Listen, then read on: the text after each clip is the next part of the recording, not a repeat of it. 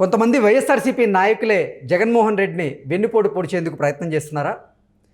ఆ వైఎస్ఆర్సీపీ నాయకులు అలాగే కొంతమంది అధికారులు అంగన్వాడీలను రెచ్చగొట్టి అంగన్వాడీలను జగన్మోహన్ రెడ్డి మీదకి ఉసుగొలుపుతున్నారా అంటే అవునని సమాధానం ఇస్తున్నారు కొంతమంది రాజకీయ విశ్లేషకులు. ఇక ఇదే అంశానికి సంబంధించి మనతో మాట్లాడేందుకు ప్రముఖ రాజకీయ విశ్లేషకులు, ప్రముఖ సీనియర్ జర్నలిస్ట్ సిఎస్ రావు గారు మనతో ఉన్నారు. ఆయనతో మాట్లాడదాం. Sir hi sir. Hello Krishna. Sir, కొంతమంది వైఎస్ఆర్సీపీ నేతలే జగన్మోహన్ రెడ్డిని వెన్నుపోటు పొడిచేందుకు ప్రయత్నం చేస్తున్నారని, ఆ నేతలు అలాగే ప్రభుత్వంలో ఉన్నటువంటి కొంతమంది అధికారులు అంగన్వాడీలను రెచ్చగొట్టి జగన్మోహన్ రెడ్డి మీదకి ఉసుగొలుపుతున్నారంటూ కూడా ఒక వార్త ఇప్పుడు సోషల్ మీడియాలో చక్కర్లు కొడుతుంది. ఏంటి సార్ ఆ వార్తలో వాస్తవం ఉందా? ఆ నేతలు ఎవరు, ఆ అధికారులు ఎవరు అంటే ఏం చెప్తారు సార్?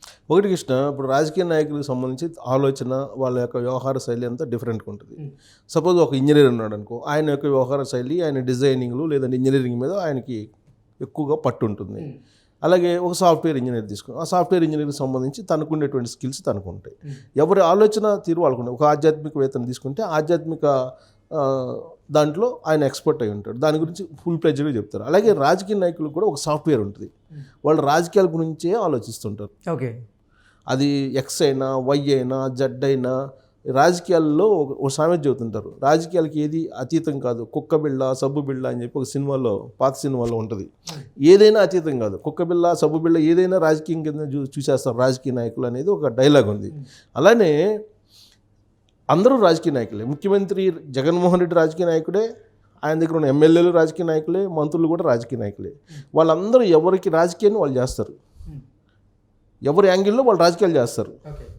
కాబట్టి ఇప్పుడు ఏంటి రాజకీయం అని అంటే, జగన్మోహన్ రెడ్డి ఒక 80 మంది నాకు అవసరం లేదని అనుకున్నారు ఆయన. ఆ మేరకు ఫోన్లు చేస్తున్నారు, అందరికీ ఫోన్లు చేసి నీ గ్రాఫ్ బాగాలేదు, నీ మీద సో అండ్ సో కంప్లైంట్స్ ఉన్నాయి, అక్కడ పంచాయతీలు చేసావు, అక్కడ అవినీతి చేసావు, లేకపోతే ఇక్కడ డబ్బులు దందాలు చేసావు, ఇలా రకరకాల లిస్టు వాళ్ళు ఏదో సేకరించారు. రాష్ట్ర ఇంటెలిజెన్స్ లేకపోతే ఇంకొక మార్గంలోనే తెప్పించుకొని ఉంటారు సహజంగా. సో దాన్ని చూపించి మీకు నెక్స్ట్ మీరు గెలవలేరు, మీ గ్రాఫ్ బాగాలేదు, మీరు వేరే చూపిస్తాను, వెయిట్ చేయండి, పోటీలో నిలవద్దానండి, ఆ విధంగా చెప్తే రాజకీయ నాయకుడు కామ్గా ఉంటాడా? ఉండడు. రాజకీయ నాయకుడు ఎప్పుడు కామ్గా ఉండడు. రాజకీయ నాయకుడు ఎప్పుడు నిత్యం రాజకీయాల్లోనే ఉండాలనుకుంటారు. అసలు ఏజ్ లిమిట్ కూడా లేదు. ఈ భూమి మీద ఉన్నంతకాలం రాజకీయాల్లో ఉండాలని కోరుకుంటారు. మనకు తమిళనాడు చూసాం, డిఎంకే కరుణానిధి వీల్ చైర్లో ముఖ్యమంత్రిగా చేశారు, వీల్ చైర్లో రాజకీయాలు చేశారు. అలానే రాజకీయ నాయకులు మంచంలో ఉన్నా కానీ రాజకీయాలు చేయాలనుకుంటారు. అలాగే ఇప్పుడు జగన్మోహన్ రెడ్డి మీరు ప్రత్యామ్నాయం చూసుకోండి, మీరు సర్వేలు బాగలేవు లేదంటే మీ గ్రాఫ్ బాగలేదు అని చెప్పి పక్కన పెట్టినా వాళ్ళు రాజకీయాలకు దూరంగా ఉంటారు అనేది పచ్చి అబద్ధం. అందుట్లో బొత్స సత్యనారాయణ లాంటి సీనియరు, ఓకే, అలాగే ఉషశ్రీ లాంటి మంత్రి, వీళ్ళందరూ ఎందుకు కామ్గా ఉంటారు రాజకీయాల్లో? ఇప్పుడు బొత్స సత్యనారాయణ సీనియర్ పొలిటీషియన్, ఆయన ఎంపీగా చేశారు, పీసీసీ అధ్యక్షుడు చేశాడు, ప్లస్ ఎంపీగా చేయలేదు, పీసీసీ అధ్యక్షుడు చేశారు, మంత్రి రాజశేఖర రెడ్డి క్యాబినెట్లో. తర్వాత రాజశేఖర రెడ్డి తదనంతరం ముఖ్యమంత్రి అవుతాడేమో అని చెప్పి మేమందరం అనుకున్నాం. అప్పుడు జర్నలిస్టులు ముఖ్యమంత్రి ఆస్పిరెంట్స్లో ఆయన ముందు వరుసలో ఉన్నాడు అప్పట్లో. అంత సీనియరు బొత్స సత్యనారాయణ. అలాంటి ఆయన నీ టికెట్ లేదు వేరే చూసుకోండి అని చెప్తే ఆయన వింటారా? వినరు. అలాగే ఉషశ్రీ ఫస్ట్ టైం ఎమ్మెల్యే, తర్వాత మినిస్టర్ అయ్యారు. ఆవిడ ఇప్పుడు రాజకీయాల నుంచి దూరంగా ఉండమంటే ఉంటారా? మినిస్టర్ హోదాను అనుభవించి ఫస్ట్ టైంలోనే ఎందుకు కామ్గా ఉంటారు? ఉండరు. అలాగే Vijay Kumar food corporation chairman, nominated post, అతను ఎమ్మెల్యేగా పోటీ చేయాలి కడప జిల్లాలో ఏదో ఒక చోట నుంచి అని చెప్పి అదే ఒక లక్ష్యంతో అతను ఫుడ్ కార్పొరేషన్ అధికారులు తెలియదు కానీ విజయ్ కుమార్ తెలుసు అందరికీ. సోషల్ మీడియాలో అతను తెలియనటువంటి వాళ్ళు లేరు.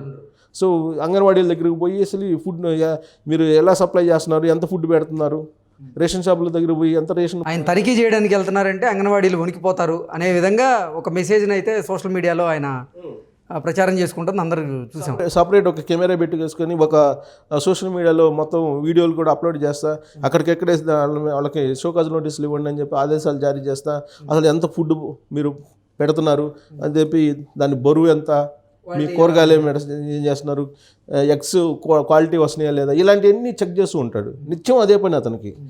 ఆ విధంగా ఎందుకు చేశారు? ఆయన బ్లేజర్ గీజర్ వేసుకొని పోతుంటే నిజంగా కమిషనర్ ఏమో అధికారి ఏమో అనుకుంటారు, కానీ అధికారి కాదు. అతను నామినేటెడ్ పోస్టులో జగన్మోహన్ రెడ్డి నియమించినటువంటి ఒక పోస్ట్, అది నామినేటెడ్ పోస్ట్, కానీ అతను దానికి న్యాయం చేశారు. ఇప్పుడు తరచూ అంగన్వాడీలు అంగన్వాడీలని తిరుగుతూ రేషన్ షాపులు తిరుగుతూ ఆయన వర్క్ అయితే తన విధిని నిర్వహించారు. నిర్వహించి ఎందుకు నిర్వహించారు? తన గోల్ ఏంటి? కడప జిల్లాలో ఏదో కాన్స్టిట్యూన్సీ నుంచి అతను నెక్స్ట్ ఎలక్షన్లో 2024 పోటీ చేయాలి అనేది టార్గెట్. కానీ జగన్మోహన్ రెడ్డి ఇప్పుడు నీకు ఇలా స్థానం లేదు. వీళ్ళ ముగ్గురు గురించి ఎందుకు చెప్తున్నా అంటే అంగన్వాడీ ఇష్యూని టేకప్ చేసినటువంటి వీళ్ళు. సరే మిగతా వాళ్ళు వాళ్ళ స్థాయిలో వాళ్ళు రాజకీయం చేస్తారు. సో వీళ్ళు ఏం చేస్తున్నారు? అందించినటువంటి అవకాశాన్ని ఇప్పుడు జగన్మోహన్ రెడ్డి మీద విసురుతున్నారు అనిపిస్తుంది. విసురుతున్నట్టు ఎందుకు విసురుతున్నట్టు అనిపిస్తుంది అంటే టిట్ ఫర్ టాట్ లాగా. ఇప్పుడు అంగన్వాడీలు పెద్ద ఎత్తున ధర్నాలు చేస్తున్నారు, నిరసనలు చేస్తున్నారు, ఆందోళన చేస్తున్నారు, సమ్మెకు దిగుతున్నారు. సో ఇప్పుడు టెన్షన్ వాతావరణం ఉంది ఆంధ్రప్రదేశ్ వ్యాప్తంగా కూడా. సచివాలయాలు, గ్రామ సచివాలయాలు, వార్డు సచివాలయాల దగ్గర చూస్తే గ్రామ వార్డు సచివాలయ ఉద్యోగస్తులకి అంగన్వాడీలకి మధ్య ఒక ఘర్షణమైనటువంటి వాతావరణం, ప్రచ్ఛన్న యుద్ధం జరుగుతున్నట్టు మనకు కనిపిస్తుంది ఆంధ్రప్రదేశ్లో.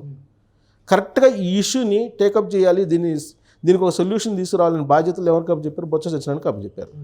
మంత్రి హోదాలో బొత్స సత్యనారాయణ ఏం చేశారు? 1-2 మీటింగ్లు వేశారు. మీటింగ్లు వేసి మీ సమస్యకి పరిష్కారం లేదు, మేము పెంచాం అని చెప్పారు. ఆ విధంగా చెప్తే వీళ్ళని రెచ్చగొట్టినట్టు అవుతుందా, లేదంటే వీళ్ళని సర్ది చెప్పేటువంటి ప్రయత్నం చేసినట్ట? ఇప్పుడు పిలిచి 4-5 సార్లు పిలిచి నెగోషియేషన్స్ చేసి దానికి ఒక పరిష్కార మార్గం చూపిస్తే ఓకే. పెంచేది లేదు, మేము చేసేది లేదు, మేము చేయాల్సింది చేసేసాం, ఇంకెంతకు మించి చేసేది ఏం లేదని చెప్పి బొత్స సత్యనారాయణ చెప్తే వాళ్ళు కామ్గా ఉంటారు అంగన్వాడీలు. అంటే దీన్ని ఏమనుకోవాలి? జగన్మోహన్ రెడ్డి మీద బొత్స సత్యనారాయణ ఇండైరెక్ట్గా అంగన్వాడీలు రెచ్చగొడుతున్నట్టు అనిపించదా చూసే వాళ్ళకి సహజంగా? అలాగే ఈమె ఉషశ్రీ శిశు సంక్షేమ శాఖ మంత్రి, ఆవిడ ప్రెస్ మీట్ పెట్టారు. ప్రెస్ మీట్ పెట్టి ఏం చెప్పారు? మేము సుప్రీంకోర్టు ఆదేశాల మేరకు గ్రాడ్యుటీ ఇవ్వము గ్రాడ్యుటీ, టీఎల్డిఎల్ మాత్రం మీటింగ్లు ఏదన్నా ఉన్నప్పుడు మాత్రమే ఇస్తాము, శాలరీస్ పెంచము అని చెప్పారు సంబంధిత మంత్రి ఉషశ్రీ శిశు సంక్షేమ శాఖ మంత్రి. అంగన్వాడీలకు ఫైనల్ వార్నింగ్ ఇచ్చారు. ఐసిడిఎస్ మీటింగ్లకు హాజరైనప్పుడు మాత్రం టీఏడిఎల్ ఇస్తాం, అంతకు మించి మేము చేయము. 60 నుంచి 62 సంవత్సరాలు అది పెంచాము.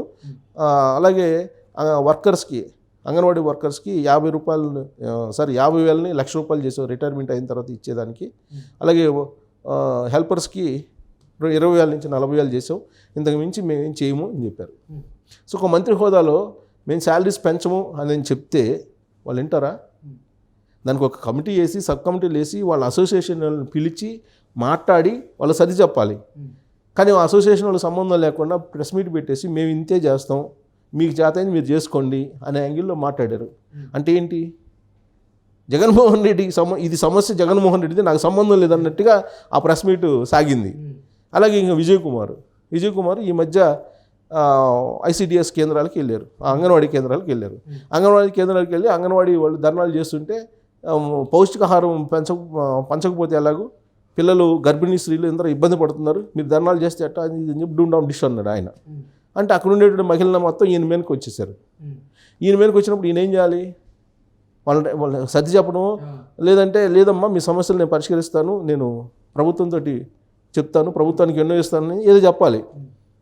ఏం చేస్తావమ్మా నువ్వు? ఏదో చేసుకోపోండి, మీ ఇష్టం, మీరేం చేస్తారు చేసుకోండి అని అంటే వాళ్ళు లాస్ట్కి కొట్టే పరిస్థితికి వచ్చారు. వాళ్ళు రెచ్చగొట్టేటట్టు మాట్లాడితే వాళ్ళకి ఆల్రెడీ అతని మీదకి వచ్చారు. అక్కడ ఉన్నటువంటి సెక్యూరిటీ అతన్ని తీసుకెళ్లారు, లేదంటే దాడి చేసినా ఆశ్చర్యపోవలసిందా, అంత రెచ్చగొట్టి వెళ్ళిపోయాడు అతను. అంటే వీళ్ళు ముగ్గురు చేసిన ఈ సంఘటనలు కనుక మనం చూస్తే, ఆయన అనంతపురంలో అనుకుంటే విజయ్ కుమార్ పోయింది, ఈ సంఘటనలు చూసుకుంటే జగన్మోహన్ రెడ్డి ప్రభుత్వాన్ని ఇరుకుని పెట్టేలా వీళ్ళు ప్రవర్తిస్తున్నారా, లేదంటే అంగన్వాడీలు రెచ్చగొట్టేలా ప్రయత్నం చేసి జగన్మోహన్ రెడ్డి బద్నాం చేస్తున్నారా అనేటువంటి అనుమానం వస్తుంది. సో వీళ్ళని టికెట్లు లేరని చెప్పి ఆల్రెడీ సంకేతాలు ఇచ్చినందువల్ల జగన్మోహన్ రెడ్డి మీదకి రెచ్చగొట్టేటువంటి ప్రయత్నం, వాళ్ళని రెచ్చగొట్టి వీళ్ళు కసి తీర్చుకునేటువంటి ప్రయత్నం, వెన్నుపోటు పొడుస్తున్నారు. వెన్నుపోటు డైరెక్ట్గా ఇండైరెక్ట్గా వెన్నుపోటుకి ఏమన్నా ప్లాన్ చేస్తున్నారా అంగన్వాడీల రూపంలో? అంటే అంగన్వాడీల భుజం మీద తుపాకీ పెట్టి జగన్మోహన్ రెడ్డిని కాల్చేటువంటి ప్రయత్నం చేస్తున్నారా వీళ్ళు? అసలు ఏం చేస్తున్నారు వీళ్ళు అనేది అర్థం కావట్లేదు. మొత్తం మీద అంగన్వాడీలు అయితే చాలా కసిగా ఉన్నారు, చాలా కోపంగా ఉన్నారు, చాలా